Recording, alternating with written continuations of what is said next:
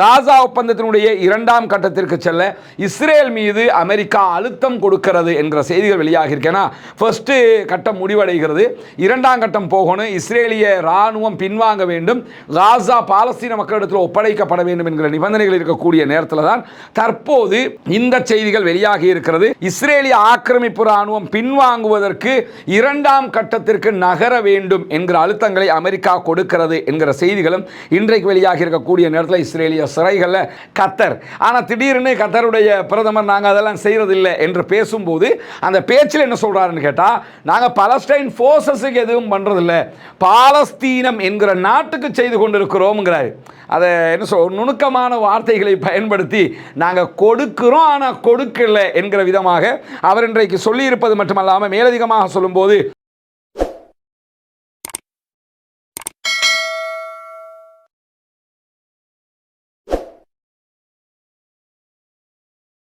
அன்பிற்கினிய சகோதர சகோதரிகளே, நம் அனைவர் மீதும் ஏக இறைவனுடைய அமைதியும் கருணையும் உண்டாகட்டுமாக என்கிற பிரார்த்தனைகளோடு பாலஸ்தீனத்தினுடைய காசா பகுதிகளில் யுத்த நிறுத்தம் ஏற்பட்டு தற்போது 58வது நாட்களை நாம் கடந்து கொண்டிருக்கிறோம். இந்த சந்தர்ப்பத்திலே காசாவிலே என்ன நடக்கிறது, பாலஸ்தீன பெருபூமியிலே என்ன நடக்கிறது என்கிற செய்திகளைத்தான் இன்றைக்கும் பார்க்க இருக்கிறோம். தொடர்ந்தும் இலங்கையிலே ஏற்பட்டிருக்கக்கூடிய அசாதாரண காலநிலை காரணமாக பாதிக்கப்பட்டிருக்கக்கூடிய சகோதரர்களுக்கு பல ஊர்களுக்கு சென்று நம்மால் முடிந்த உதவி ஒத்தாசைகளை செய்து வருகிறோம். எல்லாமே நீங்கள் செய்கிற உதவிகளை கொண்டுதான் நம்ம செஞ்சு வர்றோம்ங்கிறது உங்களுக்கு தெரியும். அந்த அடிப்படையில் நேற்றைய தினமும் வெள்ளத்தினால் அதிகமாக பாதிக்கப்பட்ட கொற்றாமுள்ள, தும்மோதர, மாதம்ப, சிலாபம் உள்ளிட்ட பகுதிகளுக்கு சென்று உலருணவு பொருட்களை நம்ம விநியோகிச்சிருக்கிறோம். அதனால தான் நேற்று இரவு ரொம்ப டூ லேட் ஆகினதுனால நம்மால் வீடியோவை போட முடியாமல் போயிடுச்சு. இன்றைக்கு வந்திருக்கக்கூடிய தகவல்களை நாம் உங்களோடு பகிர இருக்கிறோம். குறிப்பாக அல் ஜசீராவுக்கு பேசியிருக்கக்கூடிய எகிப்தினுடைய வெளியுறவு அமைச்சர் மிக முக்கியமான காசாவினுடைய நிகழ்வுகள் தொடர்பான பல செய்திகளை பகிர்ந்திருக்கிறார். காசாவில் சர்வதேச அமைதி காக்கும் படை பணிக்காக செயலமர்த்தப்படும், அதை செயல்படுத்துவதற்காக அல்ல என்று சொல்லியிருக்கிறார். மொத்தத்தில் தற்போது எகிப்தினுடைய வெளியுறவு அமைச்சருடைய கருத்தை மட்டுமே நம்ம எடுத்து பார்த்தோம்னு சொன்னால், காசாவுக்குள்ள இன்டர்நேஷனல் ஃபோர்ஸஸ் வருவாங்க, பட் அவங்க அமைதி காக்கும் படையாக இருப்பார்கள், அதை செயல்படுத்த மாட்டார்கள். அப்படின்னா இந்த சொல்லுவாங்கல்ல, நடக்கும் ஆனால் நடக்காது, அந்த மாதிரி உள்ள வருவாங்க, அவங்க இஸ்ரேலோட சண்டை பிடிக்க மாட்டாங்க. அதே நேரத்தில் பாலஸ்தீன ஃபோர்ஸஸ் அவங்க செய்கிற வேலையை செய்ய விட்டுட்டு சும்மா இருப்பாங்க. ஏற்கனவே பாலஸ்தீனத்துக்குள்ளே 25 லட்சம் மக்கள் இருக்கிறாங்கன்னா இந்த இன்டர்நேஷனல் ஃபோர்ஸஸ்ங்கிற பேரில் 1 லட்சம் பேரையோ 1.5 லட்சம் பேரையோ கொண்டு வந்து போட போகிறாங்க. இதுதான் நடக்க போகிறது என்கிற விதமாகத்தான் அவருடைய கருத்து இன்றைக்கு அமைந்திருக்கிறது. காசாவினுடைய யுத்த நிறுத்த ஒப்பந்தத்தினுடைய இரண்டாம் கட்டம் மிக மிக முக்கியமானது என்கிறார் ஈஜிப்டினுடைய ஃபாரின் மினிஸ்டர். தொடர்ந்து பேசும்போது இது இஸ்ரேலுடைய விலகலோடு இணைக்கப்பட்டிருக்கிறது என்கிறார். ஏன்னா இரண்டாம் கட்டத்துக்கு போனால் தான் இஸ்ரேல் மொத்தமாக காசாவை விட்டு வெளியேறுதல் என்கிற அந்த நிபந்தனை நடைமுறைப்படுத்தப்படும். அதே போன்று ரஃபா பார்டர் திறக்கிறத பொறுத்தவரையில் பாலஸ்தீன மக்களுக்கான உணவுகளை கொண்டு செல்வது, உதவிகளை கொண்டு செல்வது, மருத்துவ வேலைகளை செய்வது, இதற்காக எங்கள் தரப்பை நாங்கள் ஓப்பன் பண்ணுவோமே தவிர காசா மக்களை காசாவிலிருந்து வெளியேற்றுவதற்காக வேண்டி நாங்கள் எங்கள் பகுதியை ஓப்பன் பண்ண முடியாது, அது காசா மக்களுக்கு செய்யக்கூடிய ஒரு அநியாயமாக இருக்கும் என்கிற செய்திகளையும் அவர் இன்றைக்கு பகிர்ந்திருக்கிற. அதே நேரத்தில் காசா பகுதிகளில் ஆயுதங்களை கட்டுப்படுத்துவது குறித்து பாலஸ்தீன பிரிவுகளோடு கலந்து பேசி இருக்கிறோம் என்கிற செய்திகளையும் சொல்லி இருக்கிறார். இதே நேரத்தில் நேற்றைய தினமும் பாலஸ்தீன விடுதலை அமைப்பினுடைய தலைவராக செயல்படக்கூடிய கலீல் அல் ஹையா அவர்கள் வெளியிட்டிருக்கக்கூடிய அறிவிப்பில் என்ன சொல்லியிருந்தார்னா, பாலஸ்தீன விடுதலை ராணுவம் ஒருபோதும் ஆயுதத்தை கீழே வைக்காது, நாங்கள் பாலஸ்தீனத்திற்கு பாலஸ்தீனர்களால் ஆளுகிற ஒரு அரசாங்கம் உருவாக்கப்பட்டால் அதனுடைய பாதுகாப்பு படைக்காக எங்களுடைய ஆயுதங்களை ஒப்படைப்பதற்கு தயாராக இருக்கிறோம் என்கிற செய்திகளை தான் சொல்லியிருக்கிறார்கள். எனவே பாலஸ்தீன விடுதலை அமைப்பினர் ஆயுதங்களை களைவதற்கு தயார் இல்லை, களையவும் கூடாது என்பதை சர்வதேசமே பார்த்து கொண்டிருக்கிறது. ஏன்னா அவங்க தான் அந்த நாட்டினுடைய இராணுவம், அவங்க தான் அந்த நாட்டை பாதுகாக்கணும். அவங்க ஆயுதத்தை கீழே வச்சா ஈஸியாக வந்து அந்த நாட்டை இஸ்ரேல் ஆக்கிரமிச்சிருவாங்க என்பதை நம்ம புரிந்து கொள்ள முடிகிறது. அதே நேரத்தில் நியூயார்க் டைம்ஸ் இன்றைக்கு வெளியிட்டிருக்கக்கூடிய ஒரு முக்கியமான செய்தியில் யாசர் அபு ஷபாபினுடைய மரணம் இஸ்ரேலுடைய தோல்வியை காட்டுகிறது என்று மிக தெளிவாக கொட்டை எழுத்தில் ஒரு செய்தியை வெளியிட்டிருக்கிறாங்க. அதில் அவங்க சொல்லும்போது யாசர் அபு ஷபாப்ங்கிறவன் நமக்கு தெரியும், இஸ்ரேலால் உருவாக்கப்பட்ட ஒருவன். இஸ்ரேல் அவனை உருவாக்கி அவனுக்கு ஃபண்டு பண்ணினாங்க, அவனுக்கு ஆயுத பயிற்சி கொடுத்தாங்க. காசாவுக்குள்ளே இருக்கக்கூடிய பாலஸ்தீன மக்களுக்கு எதிராகவும் பாலஸ்தீன விடுதலை இராணுவத்திற்கு எதிராகவும் இவன் தாக்குதல்களை நடத்தி வந்தான் என்கிற செய்திகள் எல்லாம் நமக்கு தெரியும். இப்படியான சூழ்நிலையில தான் யாசர் அபு ஷபாபை பாலஸ்தீன விடுதலை இராணுவம் தாக்குதல் நடத்தி கொண்டிருக்கிறது. அவனுடைய படைக்கு அது மிகப்பெரிய பின்னடைவாக மாறி இருக்கக்கூடிய சூழல்ல நியூயார்க் டைம்ஸினுடைய செய்தி பிரகாரம் யாசர் அபு ஷபாபை பாலஸ்தீன விடுதலை அமைப்பினர் கொன்றதே இஸ்ரேலுக்கு மிகப்பெரிய தோல்வி. ஏன்னா இஸ்ரேல் பாலஸ்தீன விடுதலை அமைப்புக்கு மாற்றாக யாசர் அபு ஷபாபினுடைய குழுவை உருவாக்க முனைந்தது. ஆனால் ஆரம்பத்திலேயே அந்த குழுவினுடைய லீடரையே போட்டு தாக்கிட்டாங்க. இதுதான் இஸ்ரேலுடைய தோல்விக்கு காரணம் என்கிற செய்திகளை நியூயார்க் டைம்ஸ் இன்றைக்கு வெளியிட்டிருக்கிற அதே நேரத்தில் பெஞ்சமின் நெதன்யாகு இஸ்ரேலிய பிரதமருக்கு மன்னிப்பு கொடுக்க வேண்டும் என்று சொல்லி இஸ்ரேலுடைய ஜனாதிபதி ஐசக் ஹெர்சாக்கு அமெரிக்க அதிபர் டொனால்ட் ட்ரம்ப் நேரடியாகவே கடிதம் எழுதியிருந்தார், கோரிக்கை எல்லாம் வச்சிருந்தார். ஆனால் இன்னைக்கு இஸ்ரேலிய ஜனாதிபதி ஐசக் ஹெர்சாக் வெளியிட்டிருக்கக்கூடிய அறிவிப்பில் பெஞ்சமின் நெதன்யாகுவுக்கு நாங்கள் மன்னிப்பு கொடுப்பதை பொறுத்தவரையில் யாரும் சொல்லி செய்ய முடியாது, இது எங்களுடைய ஜனநாயக நாடுன்றிருக்கார். இதுல இருந்து என்ன தெரியுதுன்னு கேட்டால் அவங்க மன்னிப்பு கொடுக்க போறாங்கிறது தெரியுது. ஏன் மன்னிப்பு கொடுப்பாங்கன்னு சொன்னால் அதெல்லாம் அந்த நிபந்தனையில் இருக்கக்கூடியது. அமெரிக்க அதிபர் சொல்லி அதுக்கு மேலே இவங்களுக்கு செய்யாமல் இருக்க முடியாது. மன்னிப்பு கொடுப்பதற்கு முன்னாடி அவர் சொல்லி கொடுத்தாங்க என்று இருக்காம நாங்கள் ஜனநாயக நாடு, நாங்கள் நினைச்சா தான் கொடுப்போம் என்று சொல்லி தேவையில்லாத பில்டப்பை எல்லாம் காட்டிவிட்டு நாங்கள் மன்னிச்சிட்டோங்கிற இடத்துக்கு வருவாங்க. அது வரும் வரைக்கும் நம்ம பொறுத்திருந்து தான் பார்க்க வேண்டும். ஆனால் அப்படி வருவதாக இருந்தால் அவர் அரசியலை விட்டே வெளியேற வேண்டும் என்று சொல்லி இஸ்ரேலுடைய யூதர்கள் தெரிவித்திருக்கக்கூடிய கருத்து கணிப்புகளும் ஏற்கனவே வெளியாகி இருந்த நேரத்தில் இஸ்ரேலி ஹயோம் என்கிற இஸ்ரேலுடைய பத்திரிகை வெளியிட்டிருக்கக்கூடிய அறிவிப்பில் காசா ஒப்பந்தத்தினுடைய இரண்டாம் கட்டத்திற்கு செல்ல இஸ்ரேல் மீது அமெரிக்கா அழுத்தம் கொடுக்கிறது என்கிற செய்திகள் வெளியாகி இருக்கேன்னா ஃபர்ஸ்ட் கட்டம் முடிவடைகிறது, இரண்டாம் கட்டம் போகணும், இஸ்ரேலிய ராணுவம் பின்வாங்க வேண்டும், காசா பாலஸ்தீன மக்களிடத்தில் ஒப்படைக்கப்பட வேண்டும் என்கிற நிபந்தனைகள் இருக்கக்கூடிய நேரத்தில் தான் தற்போது இந்த செய்திகள் வெளியாகி இருக்கிறது. இஸ்ரேலிய ஆக்கிரமிப்பு ராணுவம் பின்வாங்குவதற்கு இரண்டாம் கட்டத்திற்கு நகர வேண்டும் என்கிற அழுத்தங்களை அமெரிக்கா கொடுக்கிறது என்கிற செய்திகளும் இன்றைக்கு வெளியாகி இருக்கக்கூடிய நேரத்தில் இஸ்ரேலிய சிறைகளில் 275 பாலஸ்தீன குழந்தைகள் இருக்கிறார்கள் என்கிற தாங்க முடியாத ஒரு கவலைக்குரிய செய்திகளும் இன்றைக்கு வெளியாகி இருக்கக்கூடிய சூழலில் தான் கத்தருடைய பிரதமர் இன்றைக்கு ஒரு முக்கியமான செய்தியை வெளியிட்டிருக்கிறார். குறிப்பாக கத்தருடைய பிரதமரும் வெளியுறவு அமைச்சருமாக செயல்படக்கூடிய ஷேக் முகமது இப்னு அப்துல் ரஹ்மான் அல் தானி வெளியிட்டிருக்கக்கூடிய அறிவிப்பில் பாலஸ்தீன விடுதலை அமைப்புக்கு கத்தர் நிதியுதவி செய்கிறது என்று சொல்லக்கூடிய செய்திகள் பொய்யானவை, போலியானவை என்கிற செய்தியை இன்னைக்கு அவர் சொல்லியிருக்கிறார். இதில் என்ன கவனிச்சுக்கணும், இது ராஜதந்திர ரீதியிலான பதிலாக நீங்கள் பார்த்துக்கிறணும். ஏன்னா ஆல்ரெடி நம்ம காசா வார் நடந்துகிட்டு இருக்கும்போது முதல் 3 மாதங்களுக்குள்ளாகவே தனியான ஒரு வீடியோ வெளியிட்டிருக்கிறோம்.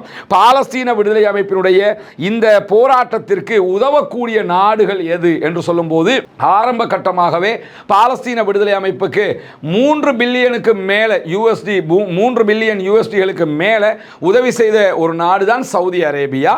அதே போன்று முழுவதுமாக பாலஸ்தீன விடுதலை அமைப்பினுடைய இராணுவத்திற்கான சம்பளங்களை பே பண்றது யாருன்னு சொன்னா கத்தர். ஆனா திடீர்னு கத்தருடைய பிரதமர் நாங்க அதெல்லாம் செய்யறதில்லை என்று பேசும்போது அந்த பேச்சில் என்ன சொல்றாருன்னு கேட்டா, நாங்க பாலஸ்டைன் போர்சஸுக்கு எதுவும் பண்றதில்லை, பாலஸ்தீனம் என்கிற நாட்டுக்கு செய்து கொண்டிருக்கிறோம்ங்கிறாரு. அதை என்ன நுணுக்கமான வார்த்தைகளை பயன்படுத்தி நாங்கள் கொடுக்கிறோம் ஆனால் கொடுக்கல என்கிற விதமாக அவர் இன்றைக்கு சொல்லியிருப்பது மட்டுமல்லாமல் மேலதிகமாக சொல்லும்போது பாலஸ்தீன விடுதலை அமைப்பினுடனான எங்களுடைய உறவு 13 ஆண்டுகளுக்கு முன்பு தொடங்கியது. இந்த உறவை தொடங்கி வைத்ததை அமெரிக்கா தான்ங்கிறாரு. அமெரிக்கா தான் எங்களுக்கும் பாலஸ்தீன விடுதலை அமைப்புக்கும் இடையில தொடர்பையே உண்டாக்கி விட்டாங்க. அதனால தான் நாங்கள் இதை கண்டினியூ பண்ணிக்கிட்டு இருக்கிறோம், பாலஸ்தீனத்தோடு நாங்கள் இருக்கிறோம். பாலஸ்தீன விடுதலை அமைப்பை நடத்துவதற்கு நாங்கள் பல விமர்சனங்களை பெற்றுக் கொண்டிருக்கிறோம். நாங்க எங்க நாட்டில் வச்சு அவங்களை பாதுகாக்கிறோம், அவங்களை வச்சுக்கிட்டு இருக்கிறோம், அவங்களுக்கு தேவையானதெல்லாம் பண்றோம். இதுக்கு பல விமர்சனங்களும் எங்களுக்கு இருக்கிறது. குறிப்பாக நாங்கள் தாக்குதலுக்கும் உள்ளாகி இருக்கிறோம். ஏன்னா பாலஸ்தீன விடுதலை அமைப்புடைய தலைவர்களை நோக்கி இஸ்ரேல் தாக்குதல் நடத்திச்சா இல்லையா, அதை சொல்லி காட்டுறார். தாக்குதலுக்கும் உள்ளாகி இருக்கிறோம். பாலஸ்தீன விடுதலை அமைப்பு எங்களுடைய ஈடுபாடு யுத்த நிறுத்தம் அதே போன்று கைதிகளை விடுவிப்பதற்கு உதவியாக இருந்தது. நாங்கள் பாலஸ்டைன் போர்சஸோடு தொடர்பில் இருந்ததுனால தான் நீங்க பணைய கைதிகளை விடுவித்துக் கொண்டீங்க, யுத்த நிறுத்தத்துக்கே வந்தீங்க. இல்லைன்னா இதெல்லாம் சாத்தியமாகி இருக்காது என்று சொல்லக்கூடியவர் எங்களுடைய ஆதரவு பாலஸ்தீன விடுதலை அமைப்புக்கு அல்ல, காசாவினுடைய மக்களுக்கானது என்கிற இன்னொரு வார்த்தையையும் அழகாக பயன்படுத்தி இருக்கிறார். இதில் இருந்து அவங்க என்ன செய்கிறாங்கிறது திட்ட தெளிவாக மக்களுக்கு புரியக்கூடிய ஒன்றாக இருக்கும்போது மோதலில் ஈடுபட்ட ஒரு தரப்பினரால் ஒரு மத்தியஸ்தர் தாக்கப்படுவது என்பது வெட்கக்கேடானது என்கிற செய்தியை மீண்டும் இஸ்ரேலை நோக்கி அவர் சொல்லியிருக்கிறாரு. நாங்கள் ரெண்டு தரப்புக்கும் மத்தியஸ்தம் பண்ணிக்கிட்டு இருக்கும்போது நீங்கள் எங்களை அட்டாக் பண்ணீங்க, இது வெட்கக்கேடானது என்று சொல்லக்கூடியவர் இந்த தருணத்தில் எங்களோட அமெரிக்க அதிபர் நின்றதை நாங்கள் பாராட்டுகிறோம். காசா மக்கள் தங்களுடைய நிலத்தை விட்டு வெளியேற விரும்பவில்லை, அவர்கள் வெளியேற்றப்படக்கூடாது, அவர்களை அப்படி செய்வது துரோகமாக மாறிவிடும் என்கிற செய்திகளையும் இன்றைக்கு கத்தருடைய அதிபர் சொல்லியிருக்கக்கூடிய செய்திகளாக பதிவாகி இருப்பதை பார்க்க முடியும். எனவே கத்தருடைய நிலைப்பாடு வெளிப்படையானது அல்ல. பாலஸ்தீன விடுதலை அமைப்புக்கு பணம் கொடுக்கிற விவகாரத்தில்ங்கிறது அவர் பேசும்போதே தெளிவாக தெரிகிறது. ஆனால் நாங்கள் கொடுக்கல என்று சொல்றதுக்கு முயற்சி பண்றாரு. யதார்த்தம் அதுவல்ல, ஆனால் ராஜதந்திர ரீதியிலான அழகான பதிலும் கூட. எனவே பாலஸ்தீனம் வெற்றி பெற வேண்டும், பாலஸ்தீனம் சுதந்திரம் அடைய வேண்டும், பாலஸ்தீன மக்களும் நம்மை போன்ற நிம்மதியானவர்களாக மாற வேண்டும், வாழ வேண்டும் என்கிற உயரிய பிரார்த்தனைகளோடு பாலஸ்தீன அப்பாவிகளுக்காக தொடர்ந்தும் ஜனநாயக ரீதியாக குரல் எழுப்புவோமாக. வாஹர் தஅவானா அல்ஹம்துலில்லாஹி ரப்பில் ஆலமீன். நிறைய சகோதரர்கள் அவர்களால் முடிகிற பொருட்களை நமக்கு கொண்டு வந்து தந்திருக்கிறாங்க. இன்னும் சேகரிச்சுக்கிட்டு இருக்கிறவங்க நீங்கள் பார்க்கலாம், பருப்பு, அரிசி, அதே போன்று சுகர், இது போன்ற பொருட்கள் வந்திருக்கிறது, உலருணவு பொருட்கள். நாடு முழுவதும் ஏற்பட்டிருக்கக்கூடிய தித்வா புயல் தாக்குதல் காரணமாக நாட்டினுடைய 20 மாவட்டங்கள் கடுமையாக பாதிக்கப்பட்டிருக்கக்கூடிய சூழல்ல ஆரம்பமாக நம்ம வெள்ளத்தில் சிக்கிய சகோதரர்களை மீட்டெடுக்கிற பணிகளை வெள்ளம்பிட்டிய பகுதிகளில் கிட்டத்தட்ட ஒரு 4 நாட்கள் செய்திருந்தது உங்களுக்கு தெரியும். அந்த சகோதரர்கள் மீட்டெடுக்கப்பட்டு தற்போது வெள்ளம்பிட்டிய பகுதிகளில் வெள்ளம் தணிந்து கொண்டு வரக்கூடிய சூழல்ல அடுத்ததாக வெள்ளத்தால் பாதிக்கப்பட்டவர்களுடைய வீடுகளை துப்புரவு செய்ய வேண்டிய பணி இருக்கிறது. அதற்கான வேலை திட்டங்களையும் ஆரம்பிக்க இருக்கிற அதே நேரம் அதற்கடுத்ததாக அதிலிருந்து ரிகவர் ஆகக்கூடிய மக்களுக்கு நம்மளால் முடிந்த உதவி ஒத்தாசைகளை செய்ய வேண்டி இருக்கிறது. அதற்காக பணமாகவோ பொருளாகவோ உங்களால் முடிந்த உதவிகளை செய்யுங்கள் என்று நம்ம தொடர்ந்து கேட்டு வர்றோம். அந்த அடிப்படையில் நிறைய சகோதரர்கள் அவர்களால் முடிகிற பொருட்களை நமக்கு கொண்டு வந்து தந்திருக்கிறாங்க. இன்னும் சேகரிச்சுக்கிட்டு இருக்கிறவங்க நீங்கள் பார்க்கலாம், பருப்பு, அரிசி, அதே போன்று சுகர், இது போன்ற பொருட்கள் வந்திருக்கிறது, உலருணவு பொருட்கள். அதே மாதிரி இங்கே பெண்களுக்கு தேவையான ஆடைகள் வந்திருக்கிறத பார்க்கலாம். இதெல்லாம் வந்து செமண்டின் அந்த மாதிரி ஐட்டங்கள் வந்திருக்கிறது. இது நம்ம வெள்ளத்தினால் பாதிக்கப்பட்டவர்களுடைய வீடுகளை திரும்ப துப்புரவு பண்ணுறதுக்கு தேவையான பொருட்களை கொண்டு வந்திருக்கிறோம்.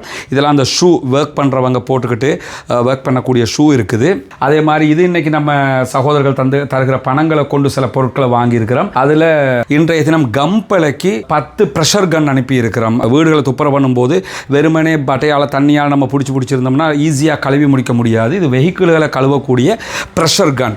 அந்த ப்ரெஷர் கன் வாங்கியிருக்கிறோம். இங்கே ஒரு 10 ப்ரெஷர் கன் இருக்குது. இன்றைக்கி 10 ப்ரெஷர் கன் கம்பளைக்கு போய் கொண்டிருக்குது. அதே மாதிரி இந்த பக்கம் அங்கே முன்னாடியெல்லாம் பார்த்தீங்கன்னு சொல்லி சொன்னால் வைப்பர், தேய்ச்சி கழுவுற ப்ரஷ், இந்த மாதிரி ஐட்டங்கள் எல்லாம் கொண்டு வரப்பட்டிருக்குது. இதெல்லாம் அடுத்த கட்டமாக கழுவுகிற வேலைகள், வீடுகளை துப்புரவு பண்ணுகிற வேலைகளுக்கு தேவையான ஐட்டங்களாக இருக்குது. கெமிக்கல்ஸ் நம்ம ஆர்டர் பண்ணியிருக்கிறோம், அதெல்லாம் வர இருக்குது. மக்கள் தாராளமாக தந்து கொண்டிருக்கிறார்கள். தொடர்ந்தும் இதற்காக நீங்கள் ஒத்துழைக்க வேண்டும். உங்களால் முடிகிற தொகை 100 ரூபாய், 200 ரூபாய், 500 ரூபாய், 1000 ரூபாய், 10,000 ரூபாய், லட்சம் ரூபாய் எதுவாக இருந்தாலும் சதக்கத்துல் ஜாரியாவாக நீங்கள் தந்து உதவுங்கள். இந்த பாதிக்கப்பட்ட மக்கள் ஜகாத்தை பெறுவதற்கு தகுதியான மக்களாகவும் பல பேர் இருக்கிறார்கள். எனவே உங்களுடைய ஜகாத் நிதிகளாக இருந்தாலும் மார்க் அடிப்படையில் இதை தாராளமாக தந்து உதவ முடியும். அவற்றை அழகாக முறைப்படி அந்த மக்களுக்கு கொண்டு போய் சேர்க்கிற வேலைகளை தான் நம்ம செய்ய இருக்கிறோம். முதல் கட்டமாக கம்பளைக்கு போய் கம்பளை சகோதரர்களுடைய நிலைமைகளை பார்ப்பதற்கும் நம்ம போக இருக்கக்கூடிய இந்த சந்தர்ப்பத்தில் தான் இந்த பொருட்கள் தாராளமாக வந்து கொண்டிருக்கிறது. தொடர்ந்தும் உதவ விரும்புகிறவர்கள் நம்முடைய முன்னால் தெரிகிற வங்கி கணக்கிலக்கத்திற்கு உங்களால் முடிந்த தொகைகளை வைப்பு செய்ய முடியும். அதே நேரத்தில் பொருளாக தர விரும்புகிற சகோதரர்கள் கொழும்பு மாளிகாவத்தை போலீஸுக்கு பின்னாடி இருக்கக்கூடிய NHS ஃபிளட் ஜாதிக மகள் நிவாசில் முன்னாடியே மில்டன் பெரேரா மாவட்டத்தில் 4வது லேன் லெஃப்ட் ஹேண்ட் சைடில் 4வது லேன் ஹிஜ்ரா லேன், அதில் முன்னாடியே ரைஸ் அப் அகாடமி என்று சொல்லி நம்ம அகாடமி இருக்குது. அங்கே கொண்டு வந்து தாராளமாக தர முடியும். அதுக்குரிய முன்னால் இருக்கக்கூடிய நம்பர்களுக்கு தொடர்பு கொண்டு உங்களால் எது முடியுது, ஒரு 5 கிலோ அரிசி பேகு தான் முடியும்னாலும் கொண்டு வந்து தாங்க. தாராளமாக அதை மக்களுக்கு கொண்டு போய் சேர்ப்பதற்கு தயாராக இருக்கிறோம். நம் அனைவருடைய எண்ணங்களையும் செயல்பாடுகளையும் வல்ல ரஹ்மான் தூய்மையாக ஏற்றுக்கொள்வானாக என்கிற பிரார்த்தனைகளோடு உங்கள் உதவிகளை எதிர்பார்க்கிறோம். தொடர்ந்தும் மக்கள் பணியாற்றுவோம்.